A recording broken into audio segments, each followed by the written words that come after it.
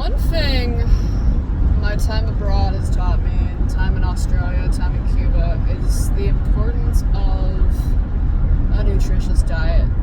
Let me tell you why. Like, American food, most American food, and I mean like the kind that the average American eats, ingests, preps for the sake of convenience and for the sake of budget, is trash nutritionally.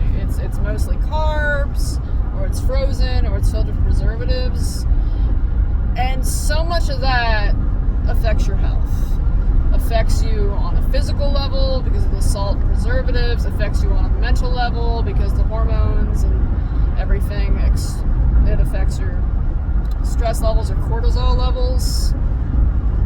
And the problem is, when you're working so much, you really don't have a lot of time, not just to tend to your health, like exercising and all that, but also meal prepping. Like, it's so important to learn how to make stews, utilize a pressure cooker, utilize even like frozen vegetables, like frozen bags of spinach or something, because man, I tell you, when I was in Australia, like, my mood wasn't perfect, and there was still, I still struggled with a lot of the same things mentally, but it was a lot less because I was eating like farm fresh food prepared that day, every day.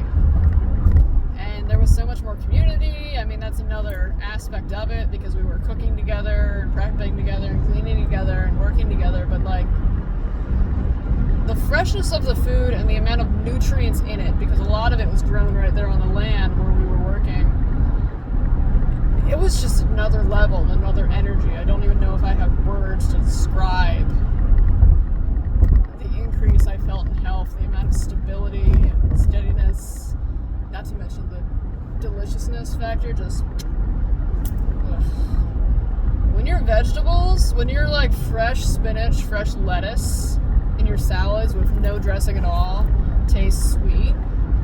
When it's so nutrient dense it tastes sweet, that's when you know it's, like next level. And so I feel like we really need to focus not just on how to meal prep, but also how to garden in our communities, community gardens, and also like urban gardens.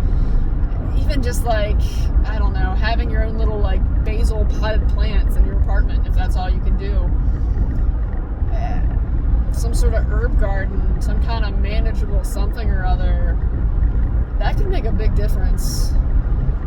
A big difference, because I know I'm not the only ones who is sick to death of taking something for their anxiety, something for their headaches, something for this, something for that, when there's a speed trap ahead.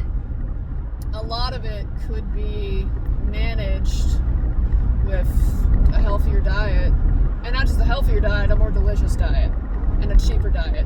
Alright? So, we need to get into some gardens for real. Alright, thanks for coming to my TED Talk.